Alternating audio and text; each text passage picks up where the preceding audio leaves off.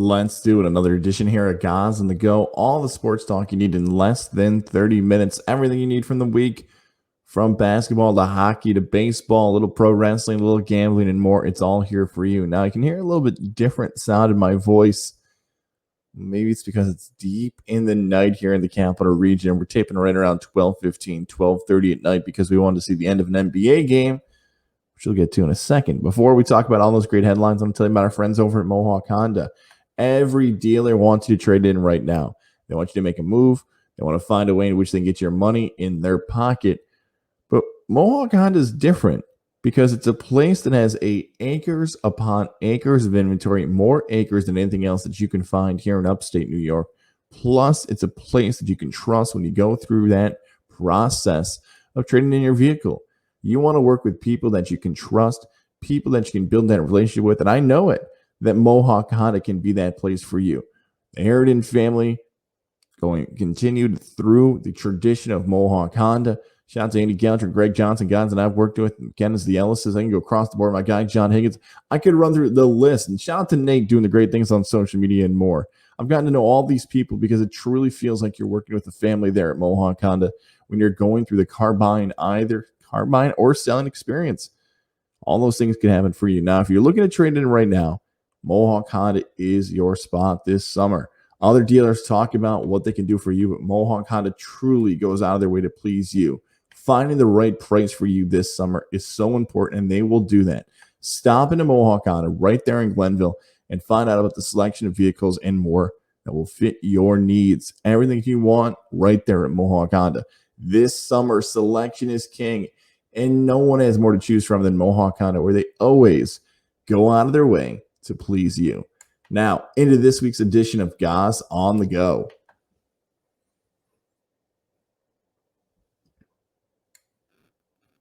And I told you I'd stay up and watch an NBA game. Suns, Clippers, of course, for the first time since the early 1990s. 1993 was a stat?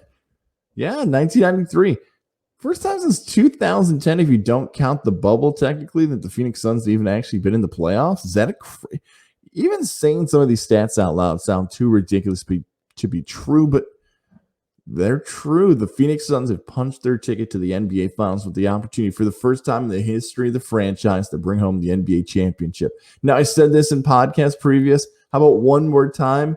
Phoenix was the team that I was rooting for. The heart told me that Phoenix should be the team that gets to the NBA Finals for a lot of the reasons you just heard there, involving the history of the franchise, not being able to get over the top, and now they did it. Look, it all goes back to that opening round series against the Los Angeles Lakers. You listening might have been like I was and just doubted Phoenix because they played LeBron. And notice what I said there. Not the Lakers, that they played LeBron, and there was such a respect for LeBron James that a team that has him on the roster would not fall so early.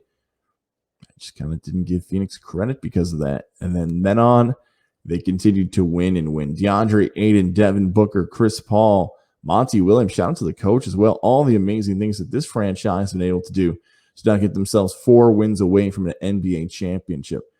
The game itself that we just watched or listened to, Game 6, it wasn't even a Suns player. And again, no disrespect to those guys. I know Paul had a huge performance. It feels like the Suns players are not even the storyline of that game. Isn't it Patrick Beverley? Pat Bev, as the internet and others like to call him. The journeyman, the defensive standout. We got some issues with Pat Bev post-game here. Now, during the TV side of the broadcast, you may have heard the argument between Mike Breen, Mark Jackson, and Jeff Van Gundy of whether or not Patrick Beverley should be called for a flagrant 1 when he goes up and blocks the shot of DeAndre Ayton. He gets away with just a common foul on that play. But towards the end of the game, the full two-handed shove of Chris Paul, the cheap shot, no other thing to call it, that he gets frustrated because his team's getting smashed. Isn't he overrated, Patrick Beverley? And people are saying, oh, guys, like, you don't give him enough credit. He's a grinder. And they even talked about this on the TV broadcast. Mike Breen did a great job of breaking down his career. But what do you think about great defenders in the league? Rudy Gobert's in that discussion. Kawhi Leonard's in that discussion. You can run through a bunch of guys who are just flat out great defenders. It feels as if Patrick Beverley gets this love for being a great defender because of this stuff we deal with, the nonsense, how stupid it is, how he likes to make himself bigger than he is. It almost feels like the defensive backs in the NFL over the last 15 years, and these guys were, in my opinion, far better than Beverly because they could actually back it up and won championships or got close to championships. I'm talking about Richard Sherman for the Seahawks, Darrell Revis, and others. That their talk helped their career. Maybe Beverly would shrug his shoulders and say, look, I'm not the best scorer. I don't have the most height. But would you know about me if I didn't talk trash and play the way that I do? Maybe not, but I'm more frustrated by that guy at the end of the game than anything else. He didn't feel like a superstar in the NBA. Stupid star. Look at that. I did that. I'm going to leave that in. Yeah. Patrick Beverly was the story of that game. I don't want to hear any more about Beverly. I want to talk more about the Suns. And you flip it over the Eastern Conference, man. I've loved Bucks, Hawks, except for one part of that, which we'll get to in a second. But Kevin Huerter, man, continues to stand out for Atlanta. Chris Middleton is now in this discussion of, wow. That's that discussion when I'm talking with Chris Middleton. Wow is all I can say when it comes to that guy. That we all know it's Giannis Antetokounmpo. We all thought about, doesn't the Greek Freak need a number 2 or somebody? Chris Middleton's talked about one of the best players in the NBA, an all-star before, and he's already done that in his career. Middleton putting up monster stats for the Bucks. I hope this Atlanta and Milwaukee series goes 7 games because I want to continue to see what Kevin Huerter and this Hawks team can continue to prove people wrong with. I know Trae Young's out. You know what? Let's not even dodge this anymore. Let's just talk about the NBA injuries in the playoffs. Trae Young, Giannis Antetokounmpo, Kawhi Leonard, LeBron just a few weeks ago had talked about how people should have listened to him and that this was the problem with the NBA, that they didn't have enough time off, and blah, blah, blah, blah. Shaq got into it with LeBron and said enough. You play and you practice. There's a lot of other people that are looking for a job like this and your price is through the roof. Let's not complain about it. It might be too easy to just say, hey, look at all these superstars. And I'm not forgetting about Kyrie on the other side from Brooklyn either. If all these guys got hurt now, I don't think I'm with LeBron anymore. I don't. It's easy. I just said I don't know anymore because, boy, the stuff is in his favor that it worked out that way. I feel for the NBA that we don't get these standouts. And when we're taping this, there was no structural damage to Giannis Antetokounmpo's knee. I feel like it's unlikely that he's going to take the floor again. Trae Young's an even bigger question mark. Who is actually going to step out and be the type of player we expect them to be? But that's unfortunately been the storyline. It's been cheap shots like Patrick Beverly has in NBA injuries. Because of the difference of Chris Middleton, it's the Bucks series to lose. I feel for these injuries. I do. I feel for these guys. I wish this was not the storyline we had to talk about. I want to have the storylines that are more intriguing, being about these new markets that are able to bring home a franchise championship, or maybe the next big superstar, the passing of the torch past LeBron. Like that stuff I find more intriguing than this. But unfortunately, it's injuries that have dominated the early part of this conference finals to NBA finals time in the sports calendar. Don't do this to me, hockey. Don't do this to me, Stanley Cup. The Tampa Bay Lightning are now up 2-0 in the Stanley Cup. It's heading towards a sweep the way in which the Lightning are playing against the Montreal Canadiens. What did I ask for? 2 weeks ago, I told you I wasn't interested because the Colorado Avalanche lost. I had some money invested in the Avalanche. I was being a little bitter about the whole NHL playoffs, and I said, I don't think they can rope me back in. Then they have these amazing series. The Islanders and the Lightning are battling. The Canadians are battling on their side of the bracket. Oh, it's going to be so good in Vegas. Okay, Montreal advances. Tampa advances. I believe it's one half of what I wanted. I wanted to see the Islanders push through to see these passionate fans in the Nassau Coliseum and everything else. So I don't get that. And now Tampa looks like they're dominating. And if we had gone back to the start of the series, wasn't it just flat out hot goaltender versus an unfair roster in Tampa? And it's easy for me to say it's unfair now, but if I'd really evaluated this from the start and thought about this, isn't Kucherov even playing kind of unfair? For those who don't know, like that inside of it, this guy missed the entire regular season. He was a star for the Tampa Bay Lightning in their runs before in the past. So just imagine a team says, okay, we're good, but we don't have our star player. And he's going to show up when the games matter the most and become the biggest impact player for the team when the games matter the most. That's basically what's happened. Tampa's dominated because they got their best player back. And now Steven Stamkos in the past has been the face of the Lightning, and we could run through other players who have been the face of the franchise. It just seems as if it's almost unfair. And there's not like someone's gonna say, "Guys, how's it unfair? He's healthy, can play, he's on the team." All right, fine. But it just makes it a little bit more difficult when you're evaluating these teams for the entire season, and all of a sudden, hey, I'm back. Whee! I'm not going to change the rules. They are what they are. They made sure that if he's healthy, he can play. But we are heading now towards Blowout City in the Stanley Cup because one key player is back for the Tampa Bay Lightning. He's been there for the postseason. He's put up remarkable stats. Kucherov dominating right now for Tampa. Remember last week when I told you that the big story of the summer was going to be name, image, and likeness changing the face of college athletics forever? And we touched on how, look, the NCAA was balking at the thought that they were going to actually have to pass this. They were going to let it be state by state. And in no shock to most people, again, this is when we talked last week, the NCAA was not going to want to make a decision. Just the same way they didn't want to make a decision during COVID times in the football season of how conferences were going to handle certain things. Oh, we had an upset. Oh, we had a late second, what is it called? The 11th hour change.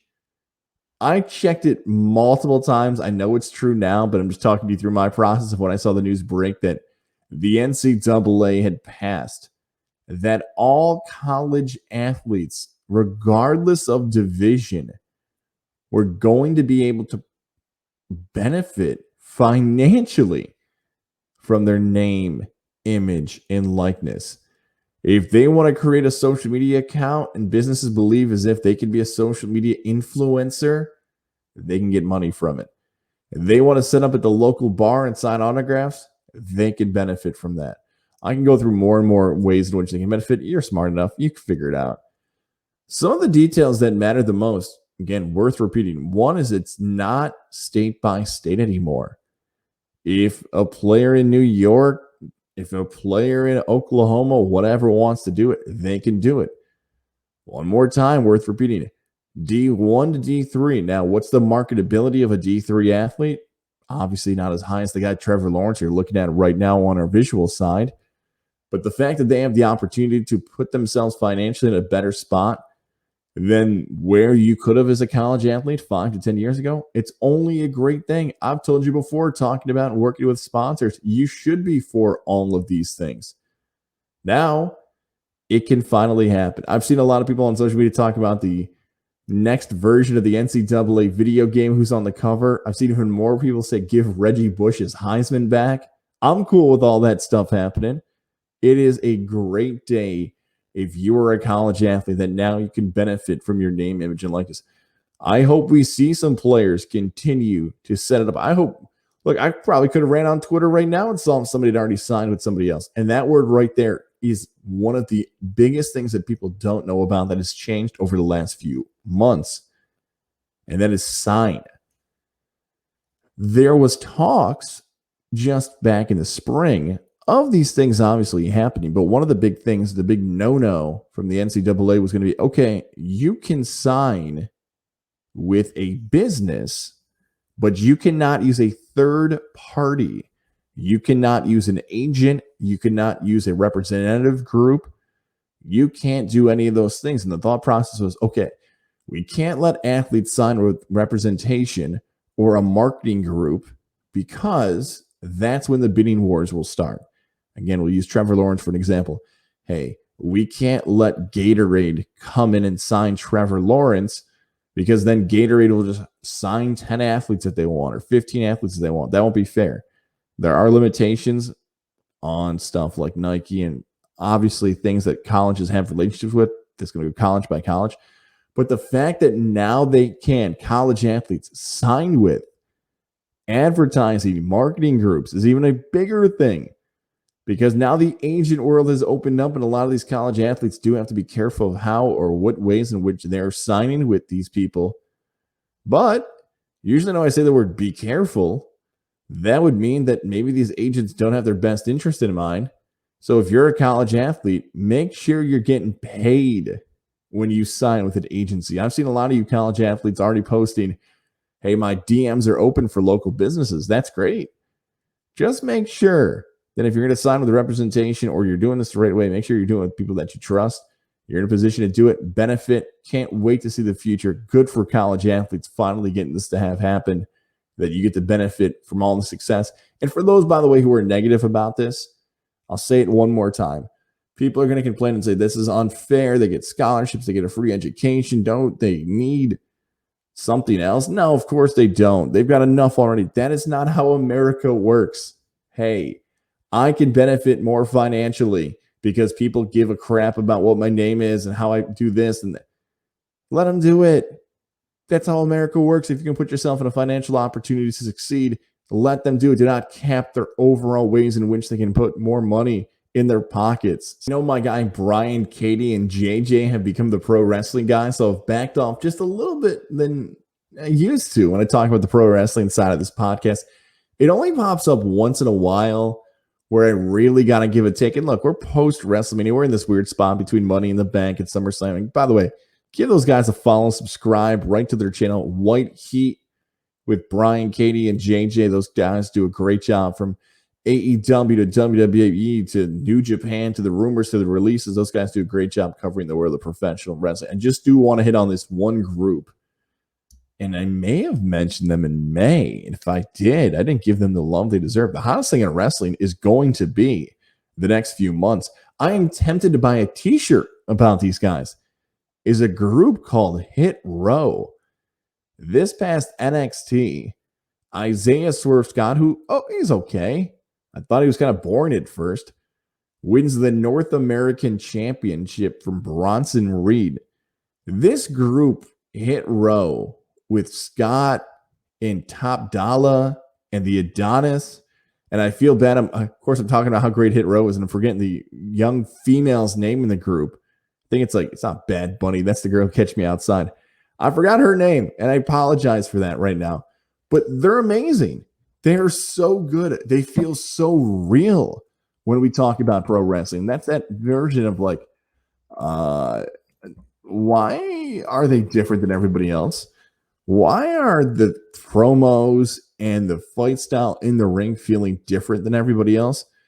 Now, what some people have said is that, well, the reason it feels real is because they actually do all have experience in the music business. But the swagger, the attitude that all four of these people have, Top Dollar and Swerve Scott and the Adonis, just can focus on the male side of it. Incredible. You got to watch them. B-Fab. See, I wasn't too far away. It was B-Fab. Brianna Brandy, a.k.a. B-Fab. Bad Bunny was in my mind. Wait, there's a Bad Bunny? Baby Bad. You know what? B-Fab. I'm just going to stick with that before I get confused. Hit Row. Check them out on NXT. They're the new hot thing coming. I think they're going to dominate. I wouldn't be shocked if Top Dollar and the Adonis have the tag champs at one point, or B-Fab has the women's championship. They're the next big thing in wrestling. Check them out. Go on YouTube, whatever it is. You're like, whoa, who are these four? That's how good Hit Row is. I want to grab a t-shirt. Someone send me a t-shirt if you can of Hit Row, because they're going to be the next hot thing, at least for the rest of the summer and hopefully for the next year in all of professional wrestling. That's how good, that's how big the potential is for that group. One of my favorite events of the entire summer, you know, I'll take that back. Not the entire summer, let's say the entire year, is this Sunday, July 4th. It is the Nathan's Famous Hot Dog Eating Contest. I wanted to use a fun picture of my guy, Joey Chestnut, but what the heck? So many of these pictures are already owned by people, so I always got to be careful about the pictures I use on our visual signs. I'm just rocking the ESPN logo, just a nice promotion here with Mike Golick Jr. and Jason Fitz. There's your promo. Noon traditionally has been when it starts from the men's competition. So get ready for that. If you got ESPN Plus, they show the women's competition on the ESPN Plus app, so you can stream that and everything else. I said this, and if you missed it, by the way, we had an interview with Joey Chestnut. My pal Levack is on the interview as well. Check it out, Godzilla Media. Right after this, listen to it. Go on the Getting There with God's side of the podcast and listen to our interview with the legend Joey Chestnut. All about it every year. Again, we talked about stuff being American, pounding down hot dogs on the 4th of July. Nothing more American than that. This guy is beyond the Michael Jordan, the Babe Ruth, the Serena Williams of their sports. You show up on the 4th of July, you flip on Joey Chestnut, winning a hot dog eating contest, and you go on with your day. When Matt Stoney beat him years ago, I didn't say this to Chestnut on the interview. I'll tell you guys listening right now, though. When Chestnut lost, I think to this day the fix was in. I think they wanted Joey Chestnut to lose, although it never sounds like he actually lost. It looks like he lost legit, but it felt as if, hey, competitive eating needs a new star. And Joey, we want to have a new rivalry between Matthew Stoney and you. We want this to be the next Chestnut versus Kobayashi like it was in the late 2000s. I felt like it was fixed because Stoney never got close after that. Now, maybe Joey Chestnut just trained better. He was the guy who was always going to be the one who outworked everybody. It wasn't just a physical skill. He had his own training regimen to put him in the spot that he was. Rather than the storyline stuff, I think people just got, oh, what do you mean Joey Chestnut lost? Almost as if some people's interest wasn't as much as you'd think it was when the underdog won. When Chestnut was the ultimate underdog Kobayashi, people cared, but when Matt Stoney beat him, sorry, some people listening were like, wait, whoa, hang on, Chestnut lost? Yeah, go look at that. And I believe it was 2016 because Levack used to ride me and say, hey, remember you booked Chestnut and he lost on the show? The first year I was actually hosting with him. So with all that being said, watch my guy Joey Chestnut dominate on the 4th of July. He told us he's going to have some competition. I don't think so. High def, baby. Love the Nathan's Famous Hot Dog Eating Contest. And if you don't like it, I hope people tweet dumb stuff at you. I told that to Joey too. Peter King, lay off Twitter. I don't need your takes on the Nathan's Famous Hot Dog Eating Contest. Don't be a troll. Don't be a troll. Let people enjoy the hot dog eating contest. And here we go with our best bet of the week. Last again, nailed it again. I told you under 6.5 runs in that Giants game. I don't know if I want to keep doing this, though. Like, the idea that I'm betting unders in baseball, we've had this talk, right, about baseball's lack of action. I don't know if I want to continue to root for a lack of action in baseball. So I'll give you 2 picks this week. 2 picks, best bets, however you want to root for it. Thursday, which is probably when you're listening to this podcast, by the way. A's, Rangers, Sean Manaea is on the mound. Give me the under for the A's, who continue year after year to not let anybody contend with them in the AL West. The preseason expectations never have the A's as the team to beat. The A's, they keep it as an under Thursday night against the Rangers. I'll put that like 6.5. I did it last time. We'll go 6.5 for that under. And if you want to see like fireworks go off on July 4th, how about Orioles Angels 4:07 first pitch? Dylan Bundy, who got slaughtered in one of his most recent outings for the Angels, runs. They want to see home runs from Ohtani, even though he got pounded by the Yankees last night. Angels, Orioles, I'll go over 7 runs, a shootout for July 4th. Real fireworks and 2 teams that should be better this season. All right, there it is. Another episode. Gaz on the go. Thank you for dealing with my voice here late at night taping. It's been a long night. It's been a fun night. A lot of cool, exciting things on the way this summer for Godzilla Media. And in particular, make sure, especially if you're listening to this a little bit before 5 o'clock, to check out Godzilla Media's YouTube side and podcast side, social media, and more. If you're not on social media, Twitter, Instagram, make sure you're looking out for YouTube when a 5 o'clock special announcement is going to be out. If you follow the platforms on Twitter and Instagram and Facebook, be prepared for a big announcement for the history of Godzilla Media that's going to go down Thursday, July 1st, 5 o'clock. And next week, we'll talk more about what that big announcement is and what it means for the future of Godzilla Media. All good things on the way.